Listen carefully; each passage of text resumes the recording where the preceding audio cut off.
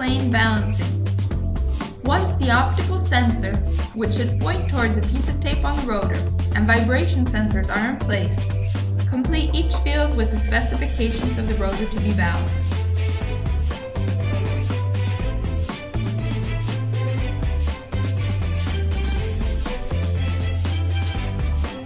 Position corrections for each plane can also be entered if necessary.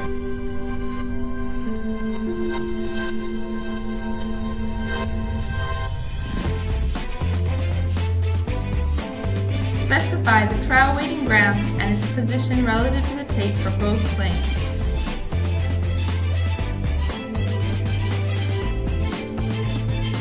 Once the rotor is in motion, the screen will display the RPMs read by the optical sensor and the vibration spectra captured by the accelerometers in each bearing.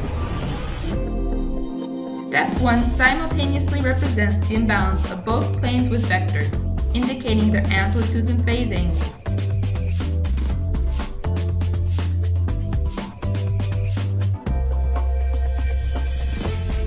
These values are saved in the calculation screen. Turn off the rotor and add the trial weight to plane 1.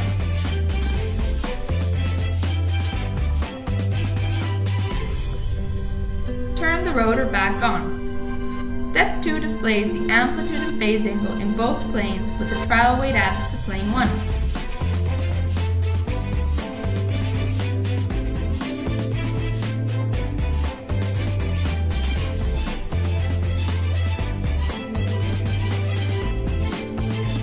These values are saved in the calculation screen.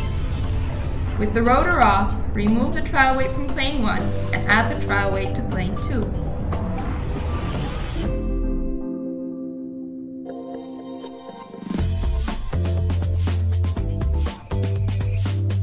Turn the rotor back on.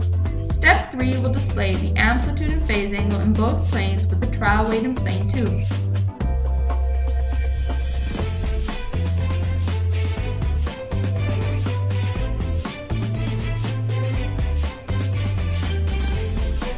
These values are saved in the calculation screen, where you will find the correction needed per plane to balance the rotor.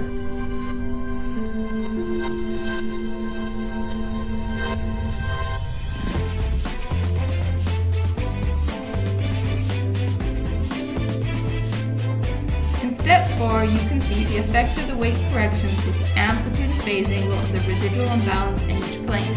After saving this condition, additional corrections are suggested to further reduce the imbalance. These steps can be repeated until reaching as little residual imbalance as possible.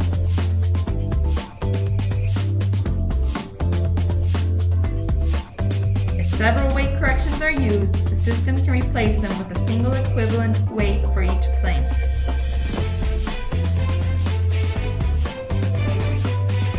Finally, the spectrum of the balanced rotor is shown and all the data are saved in the final report.